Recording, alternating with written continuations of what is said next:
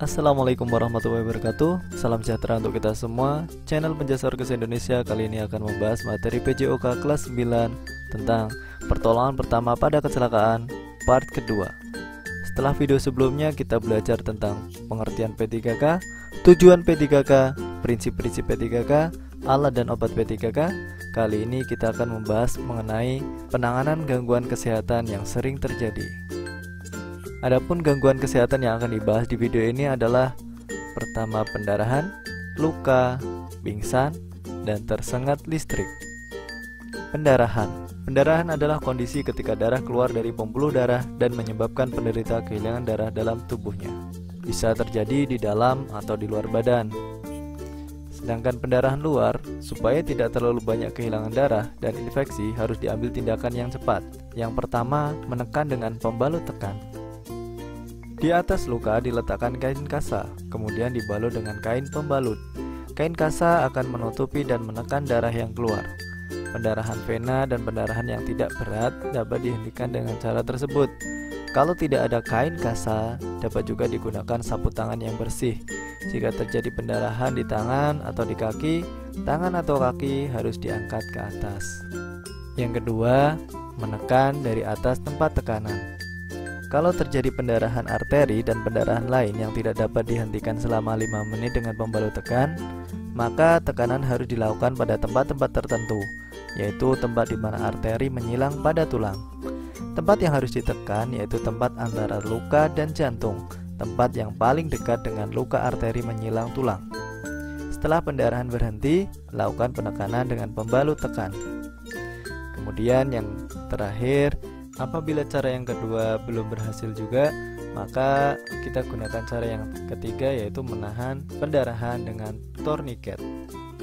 Menahan pendarahan dengan torniket hanya dapat dilakukan dalam keadaan yang memaksa sekali, karena penggunaan torniket ada bahayanya. Jika penolong menggunakan torniket, ia harus segera memberitahukan kepada dokter bahwa ia menggunakan torniket. Yang kedua adalah luka. Luka adalah jaringan kulit yang terputus, robek, rusak oleh suatu sebab. Macam-macam luka ada 4, luka dangkal, luka dalam, luka bakar, dan luka memar. Luka dangkal seperti luka iris, luka lecet, dan lain sebagainya. Kemudian luka dalam ada luka tertusuk, luka tertembak, dan lain-lain. Sedangkan luka bakar seperti tersiram air panas, bahan kimia, atau tersengat listrik. Sedangkan luka memar biasanya akibat benturan benda keras. Kita bahas satu persatu tentang luka. Yang pertama adalah luka dangkal. Luka ini seperti luka iris, luka lecet, dan lain-lain. Dasar-dasar pertolongan pada luka dangkal. Yang pertama, hentikan pendarahan. Tinggikan anggota badan yang terluka. Oles luka dengan obat merah atau betadin. Tutup dengan kasa steril, lalu di atasnya diletakkan kapas, lalu dibalut perban.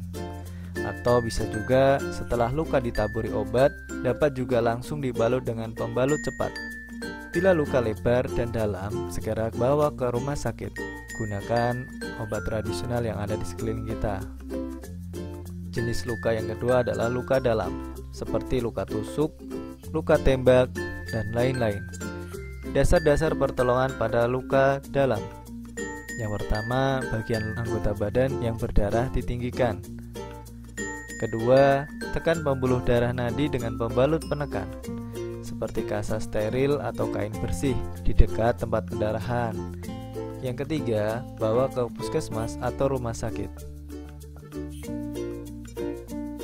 Luka bakar. Luka ini seperti tersiram air panas, bahan kimia, dan lain-lain. Dasar-dasar pertolongan pada luka. Yang pertama, amankan korban dari tempat yang terbakar. Yang kedua, tutup luka dengan kasa steril dan diikat. Jangan terlalu kencang. Beri obat pereda nyeri dan salep. Jika korban sadar, beri minum yang banyak. Luka bakar biasanya dibarengi dengan hilangnya cairan dalam tubuh korban.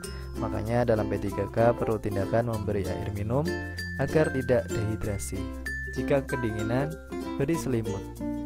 dibawa ke rumah sakit atau puskesmas untuk penanganan lebih lanjut. Luka yang ketiga adalah jenis luka memar. Biasanya terkena benturan benda keras. Dasar-dasar pertolongannya, yang pertama, bersihkan bagian luka, bisa dengan air atau obat pembersih luka. Cara membersihkannya dengan pelan-pelan ya, untuk meminimalisir rasa sakit.